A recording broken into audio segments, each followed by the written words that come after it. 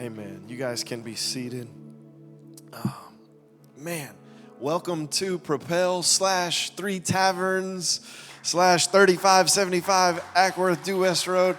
It is so great to be here. I want to start by giving a shout out to Doug, the pastor of 3 Taverns. Thank you so much for your generosity and allowing us to meet here, and his team has just been absolutely amazing. I mean, I can't tell you how they've rolled out the red carpet for us, and we are so thankful. It feels good to worship in this space, doesn't it? Wasn't that, man, that was so awesome. It's been awesome at the movie theater, but I just feel like God's doing something new and taking us to, that proverbial next level. And man, this is it.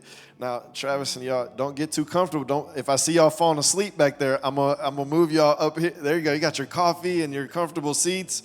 I've been saying since we started the church, there's a lot of good things about meeting in the movie theater. One of which is we have the best seats of any church and the best screen of any church. But I don't know, now being here, I don't know. We may have went from the best seats to the best seats. So, man, I'm super excited to be here. So, thank you guys, and thank you to our team. Our team has worked really hard to make this transition possible and help us to be here today. So, thank you to all the Propel Go team members. Y'all are amazing. She's going to be mad at me, but I saw her walk in, and I cannot help it. Pastor Priscilla is back there in the back. It's so great to see you. I love you. You are amazing. And I'm not going to call her out, but I guess I am, because this is the first time in a while. No, it's not, probably not. I mean, once a week she gets up this early, but it's usually not. No. Hey, welcome. Yeah, you know what it is. It is what it is. I love you. You don't have the mic, so I can do that. I am super excited. We just finished our series, Love Where You Live. Right? And so I hope this week you were intentional about loving your neighbors, about being outside, about praying for those that you literally live around, taking that, the idea of Jesus saying, hey, we should love our neighbors as we love ourselves, and what happens when we actually love our literal neighbors. And so we're going to continue that. We're not going to continue that series, but that's going to be a part of who we are and what we talk about and what we do and just how we live our lives. Is we're going to love those people around us. We're going to pray for them, and so we're going to continue that. But today, we're going to go a different direction, because this is a next step for us at Propel. As a church, this is a next step as we're looking and praying for a Propel Center of where we can, minister to the community, serve the community 7 days a week, and we can also gather there. This is the next step that God has led us to, is to be able to gather here and partner with 3 Taverns Church. And so today I want to talk to you a little bit about next steps and your next step, because I know that we're all in a place where we're in the middle of taking our next step. God's asking us to take our next step, or very soon we will have the opportunity to make that decision to take our next step. And so today I'm going to read out of Matthew chapter 14, and this is going to sound strange, and it's probably not going to make sense to you till the end, but just stick with me. When I was a senior in college, I know if y'all are new here, you're not going to believe this. I actually played basketball in college. I did. I promise I did. And if you ever want to take me up on it, my goal now when I play basketball is just to be that guy that's like, you know what? I bet when he was younger, he was pretty good. Like that's my whole goal when I play now. But my senior year of college, we got a new strength and conditioning coach. And if you're not familiar with this, that's the coach his only job is to get us stronger. So in the weight room, he's overseeing our workouts. He's showing us how to do it. He's deciding how we work out and all that. And so this guy had a different philosophy than the other coaches we had. And I found out he's like this super motivator. And so one of the first days in the weight room of him being the new strength coach, he wanted to find out what was your max, meaning how much could you do at one time? And most of the time that means 1 rep. So if you can do, a bench press, if you can do 225 pounds, if you can do it more than once, that's not your max. You keep going up until you find out what you can only do one time. So the very first day, he has us on a leg press. And this leg press, you're like laying back and you got your feet up and your feet are kind of bent. it. This weight is on this machine, and you have to bring it down. Your knees have to touch your chest, and then you have to push it back up with your legs, right? And so he puts more weight on there. I don't remember how much. We could make up a number and make me sound good, but I don't remember how much. He put more weight on there than I'd ever done. And I was like, hey, man, like, I'm just a little point guard. Like, that's way too much for me. He's like, no, man, you can do it. You got this. I believe in you. And they like turn the music up in the weight room. And I'm like, yeah, you know what? I can do this. I've never done it before, but I can do this. And I'm there, and they have to like have people like take the little handles off so the weight is actually on my legs, and I'm holding it. And y'all know how this goes. Like, it's like, oh, what am I doing? This is going to crush me. I'm about to die in the Oral Roberts University weight room because I cannot do this. And my legs are shaking. I don't know if you've ever lifted weights where you're so heavy, like you're whatever shaking. My legs are shaking. I bring it down. Now at this point, the whole team is gathered around. I'm not sure that that's actually true. This is just the way I remember it. The whole team was gathered around, and now the music's loud, and the team's, and they're like, yeah, Evan, you got this. You got this. You can do this. And I bring it down, and I'm thinking, I don't got this. I can't do this. I've never pushed this much weight in my entire life, but everybody's there, and the adrenaline kicks in, and a little bit of the, that little man syndrome that makes me puff my chest out and act tougher than I am, that kicked in, and all of a sudden I pushed it, and my legs are shaking, and he's like, no, you gotta get it all the way out. You gotta lock your knees out. And so I'm pushing, and I get my knees locked out, and I'm thinking they're gonna come now, and they're gonna rack the weight. They're gonna take the weight off of my legs, and he's like, one more. And I'm like, what? No, like, what? Did you not see the shaking of the little legs? Like, this is not. And he's like, one more. And then everybody, all the teammates, because we don't really know this guy, all the teammates are like, yeah, one more. You got this, Evan. And I'm like, okay. One more. Jesus, I don't know how all this works, but can you help me lift this weight? Because I can't do it. And all of a sudden, I'm like, okay, at least I'll bring it down and act like I could do it. And then they'll have to help me, and they'll have to push it up. And so I bring it down, and my legs are bringing it down. I want to bring it down slow because I don't want it to crush me. And then I get it down, and I start to push. And I'm thinking I'm not going to be able to get my knees off my chest. But I start to push, and I get it off my chest. And I'm like, what? Wow. And I start pushing, and my legs start shaking, and I get it all the way. And he's like, no, you got to lock it out. You got to lock your knees out. Come on, you're right there. And I lock my knees out. And I'm like, oh my gosh, I can't believe it. I just did 2 of these. And he's like, yeah, good job, Evan. Good job. One more. At this point, I want to fight the guy. The problem is he's like all muscular and big, and like I got no shot. I don't know that this is true. Here's the way I remember it. The way I remember it was I did 7 of those. I had no idea. I didn't think I could do that. I had no idea that I actually could even do 1, much less 7. I didn't believe I could do it, but see, he kept encouraging me and challenging me and pushing me. And what I found was I could actually do more than I thought I could do. In Matthew chapter 14, verse 22, Jesus has just fed 5,000 men, not including the women and children.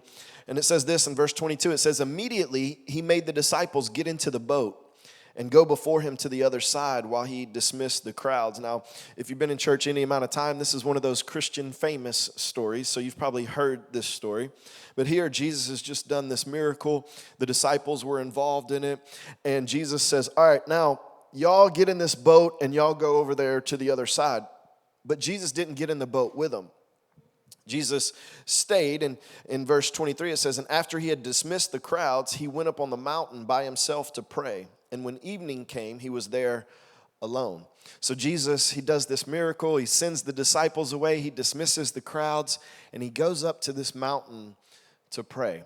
And this, I believe, this Christian famous story that we're going to read here in Matthew 14 is going to give us some principles and some keys for us to take our next step.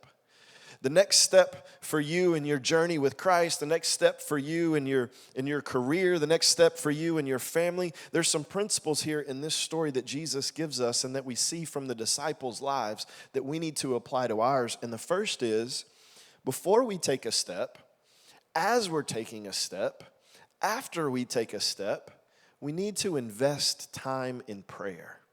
We need to get alone like Jesus did, dismiss the crowds, dismiss the friends, dismiss those around us, dismiss the busyness of our lives, and we need to get alone with God and pray.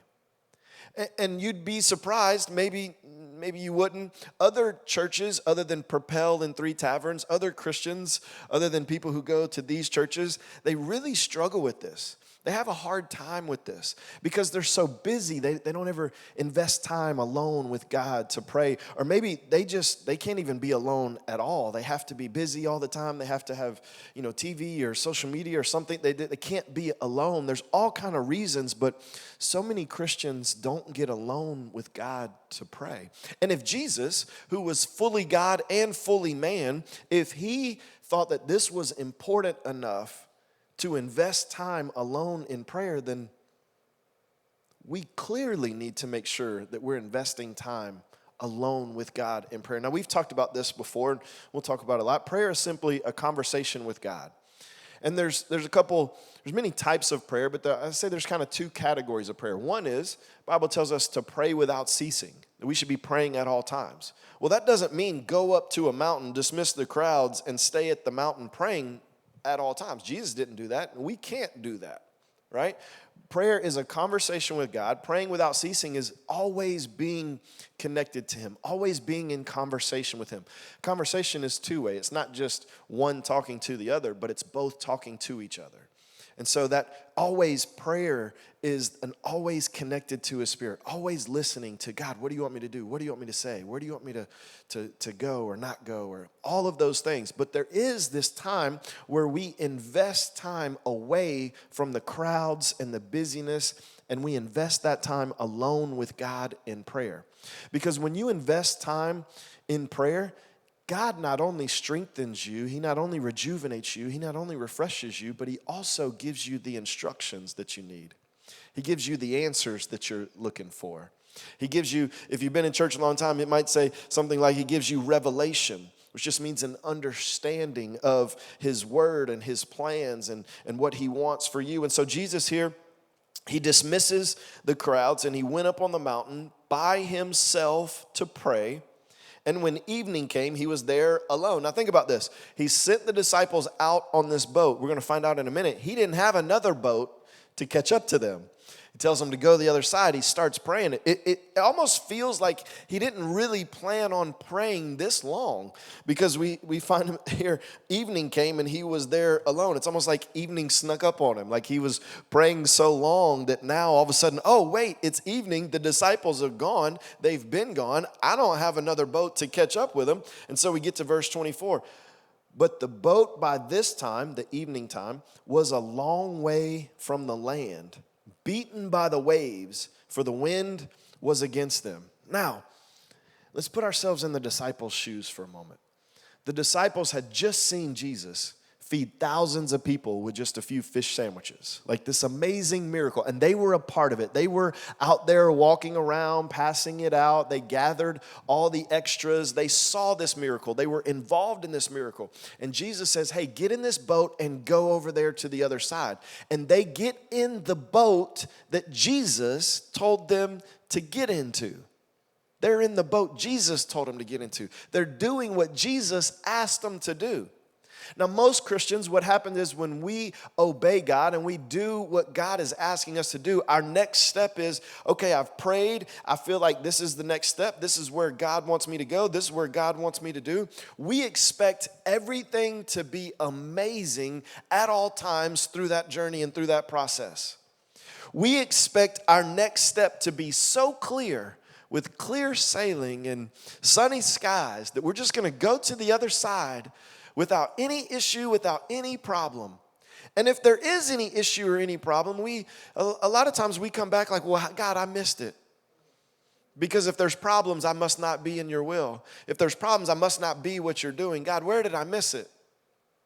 You know, when we moved here to start this church, the teachings that I had been under for a long time, they didn't say this, but I always felt the impression of it's really hard to make sure that you're always in God's will. Like, if you mess up here, if you miss it there, then you get outside of God's will and you face the storms and you face the winds and you face the waves and all of that. And I'll never forget this, and I probably told you guys this before, but I believe this is one of those moments that's going to stick with me forever. One of my pastor friends, we were sitting in his living room. We were sitting on couches in a circle, and this was the last time I was going to be with them. This was my small group. We met together every month, and these are some of my best friends and helped me through ministry. We're sitting there, and it's my last time. We're about to move here to start this church, and they're all praying for us, and they're talking to us and encouraging us, and the leader of it, he sat there, and he was the last one, and he said, Evan, he said, you're moving to Georgia, you're starting this church. He goes, it's going to be really hard for you. And then he had this like dramatic pause. And when he did, I'm thinking already, I'm filling in the blank. It's going to be really hard for you to follow God. So you got to make sure you're always going to a mountain alone to pray. And every step that you take, you got to make sure that you get it 100% right. And you can't miss it. And you got to do all these things. And I'm thinking like, oh, I know it's going to be hard. I know it's going to be hard. And he says, it's going to be really hard. And he paused and he said, for you to miss God. And I was like, wait, no, that's opposite. What do you mean? Like, no. It's going to be hard for me to find God. It's going to be hard for me to follow God. And he's like, no. I didn't say this, but I'm thinking this. And he kept on, and he was like, God is with you, and God loves you, and His hand is on this. And so you just keep following him. And even if you make an incorrect step, even if you take a step outside of what he wants, but if your heart and your faith is still towards him, then he's still with you, and he'll get you right back on track, and he'll redeem the time, and he'll make it right. And this was so freeing to me because so many times we take the next step. We get in the boat that Jesus told us to get into. We're going to the place that he told us to go to. And all of a sudden, we're beaten up by the waves. Y'all know what I mean by that, right? Like the waves of fear, the waves of bills, the waves of just all the things that we have to deal with, the waves of our children acting crazy or our parents acting crazy. I'm not necessarily talking about myself in either scenario, but just all the things that try to come and beat us up. We're facing them, and our first response is usually, God, I missed it. And I get that heart, I get that posture, and that's not even bad, but I want to encourage us that just because we're facing the waves doesn't mean that we're not in the right boat.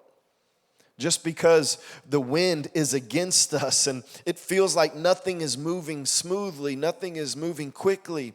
Can I be honest with you guys? When we started this church, I didn't think it would move this slowly. And I don't know that many pastors who start churches ever think that it will be a slow process.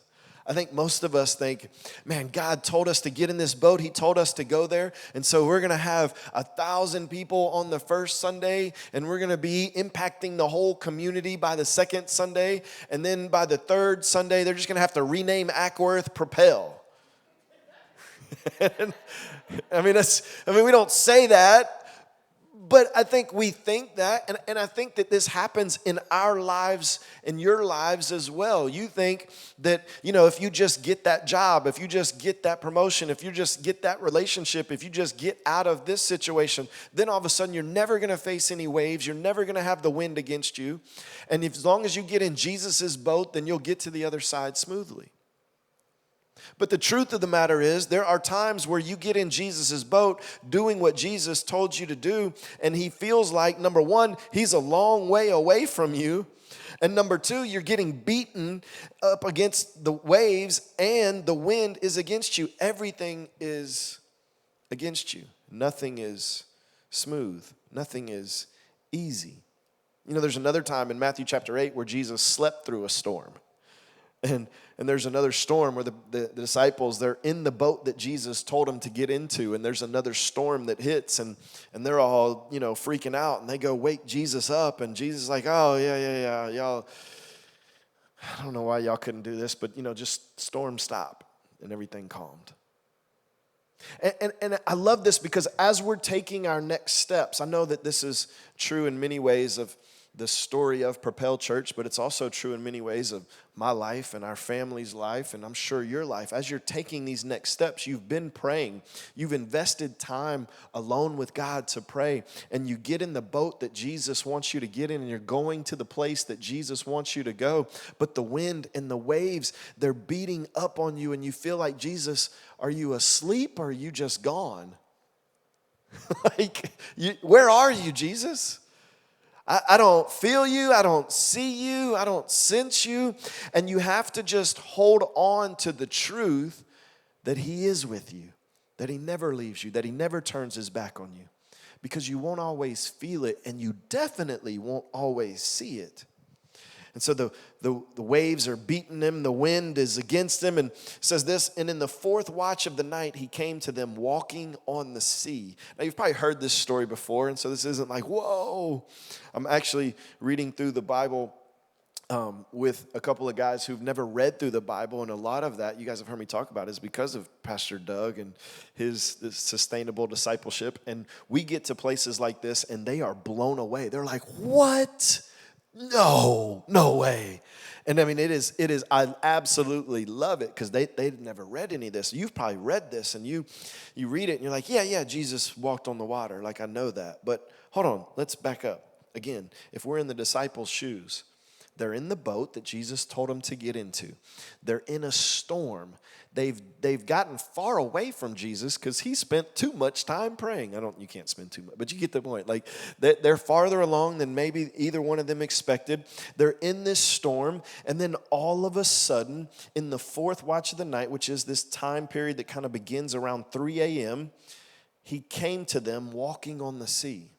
So the disciples, they were obedient in their next step, which is important. When God gives you a next step, you need to take that next step. You won't always understand why you're taking that next step, but you need to take that next step, right? They're showing a level of perseverance, because the storm, the wind, and the waves, they came against them. And you know what the disciples didn't do? They didn't turn their boat around and go back to the land where Jesus was and say, Jesus, you must have messed up, because we faced this storm. We can't handle this storm. We didn't know we were going to face a storm, God. We just thought we were going to the other side, and so we came back. They didn't do that. They continued to take the steps, stay in the boat that Jesus put them in to get to the other side, even though they were facing difficulty. But then this 3 a.m. time frame, this fourth watch of the night, reveals to us that they also had patience. That while the storm was coming, they were persevering, but they were also patient. They left at some point in the daytime, and it wasn't until around 3 a.m. that Jesus shows up. How many Christians do y'all know that they just don't have any patience?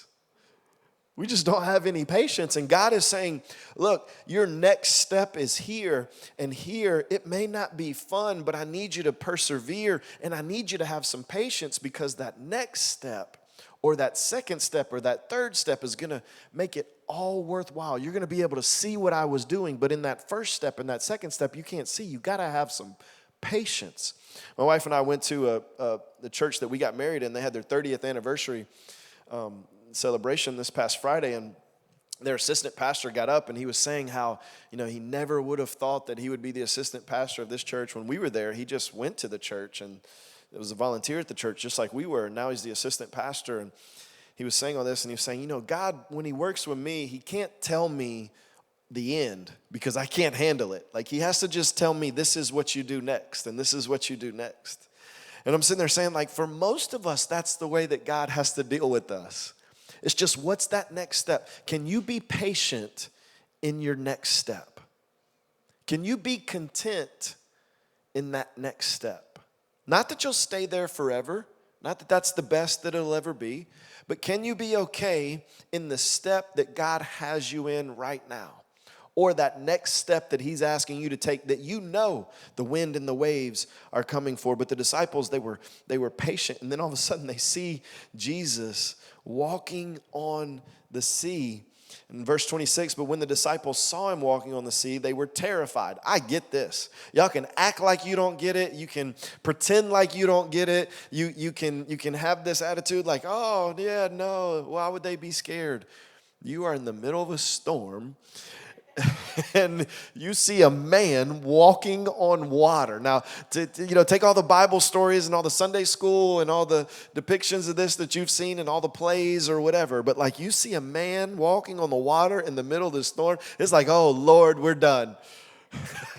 I don't know. This is the end. Some kind of way, this is the end. When my wife and I were going to get married, I don't know if, again, look, if you're new here, I tell stories, and I'm just saying this the way I remember it. I'm not saying any of these are factual, because especially with Pastor Priscilla here, she may be like, no, none of that ever even came close to happening. But the way I remember it was, one of the places we were looking at getting married was Centennial Park downtown.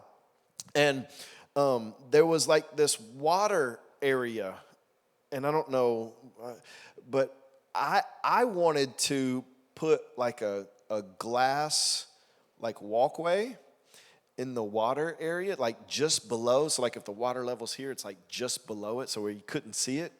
And so when she walked down this waterway, which would have been the aisle, it would have looked like she was walking on water.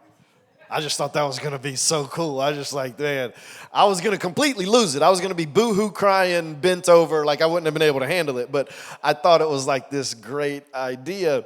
And I don't even remember if that was a thing. If it was, clearly she shut that down, because we didn't even get married anywhere near Centennial Park. But it's one thing to see something like that in the calm of a day, or in the beauty of a ceremony, or in the production of a show. But in the middle of a storm, like in the middle of a storm, you see this man. It's dark. It's 3 a.m. You see this man walking on water. I relate to this. I would have been terrified. And they said, it's a ghost. And they cried out in fear. Like, I connect with this. I get this. I understand this at like a heart level. And here's what I also understand. Whenever you take your next step, there's going to be times and seasons and moments in that next step where you're terrified, where you are absolutely terrified. When Pastor Andre, my pastor, when he came a couple months ago and preached, we went out to lunch afterwards, and one of the first things he said to me was, you gotta get out of the movie theater. And as soon as he said it, I knew that we were supposed to be I'd already known we were supposed to be out of the movie theater. And then he said some things, and he looked at me, he was like, Evan, well, why haven't you gotten out of the movie theater? And I said, Pastor, I'm gonna be honest with you. Me and Pastor Priscilla and our family, like, we went all in to start Propel Church. Like, we went all in. All in. You guys have heard the story. Like, we literally pushed all the chips in the middle. And that's a bad reference for me, because one of my vices is gambling. But we went all in. And I said, Pastor, I don't know that I'm emotionally ready to go all in again. And to move out of the movie theater is like, it's comfortable. We get it. We know how to do it. We know how to set up. We know how to break down. Like, I don't know that I'm emotionally ready. What I was really saying is, Pastor, I'm afraid. I'm afraid to change right now. We don't have enough people. We don't have enough money. We don't have enough influence. We don't have enough relationships. Like, I don't. And he looked at me, and I love my pastor. He is absolutely amazing. He is the nicest man in the world, but he will look at you with a smile on his face, and there will be no ifs, ands, or buts about it. Like, this is what you need to do. And he looked at me, and he smiled, and he said, Evan, you started a church. You're always all in. What was he saying? Like, hey, man, you don't have any time to have fear. There's no opportunity here for you to stay in this state of being terrified. I don't care if you think you saw a ghost. I don't care if you think you don't have enough money or people or whatever. Like, you need to do what Jesus told you to do. You need to be obedient. It's going to take some courage and some faith to get past the fear that you feel, because that fear will paralyze you. And you may stay in the boat for a little while, but what happens when that boat gets to the other side and you got to get out of the boat? Y'all ever met any Christians that stayed in the boat? They know the Genesis to Revelation and everything in between, and they got it memorized, but they're mean as... They don't live it. And I'm not being judgmental in any way. I'm just saying that fear keeps us in the boat. It keeps us from taking the next step that we need to take. And listen, it's not just about you needing to take the next step. Your next step it's for you, but it's for somebody else as well. You not taking your next step hinders somebody else. Can you imagine? Y'all know where this is going. Could you imagine Peter not taking the next step? We wouldn't have this story. The disciples wouldn't have experienced this. So much of even our faith would have changed. Now, not the core of our faith, not Jesus being Lord and Savior, but man, this is one of the most famous Christian stories there are. This is Christian famous. We wouldn't have had it if Peter would have stayed in the boat. And so they were terrified. They said it's a ghost, but immediately Jesus spoke to them saying, take heart or have courage. It is I. Do not be afraid. You can't control when fear comes into your mind and when you feel fear, but you can control what you do with it. And I can tell you this, there won't be a time where Jesus says, hey, you know that fear that's keeping you in the boat, that's paralyzing you, that's keeping you from taking your next step? It's cool. Just keep it. Just stay there. No problem. No, Jesus is going to say, hey, it's me. It's okay. I love you. You can take that next step. It's all right. I'm with you. I'm for you. And I think that Jesus is saying that to us as a church, but he's also saying that to you individually and in your life. He said, hey, I understand your fears, but I'm with you. I'm for you. It's okay. You got this because I got this. And I think the more that we believe that, the more that we hear that, the more that we recognize that, the more courage we have, the more faith we have. And in verse 28, and Peter answered him, Lord, if it is you, why wouldn't Peter think it was Jesus? Like, who else does he think is walking on the water? Like, at what point do the disciples get it? And I don't know.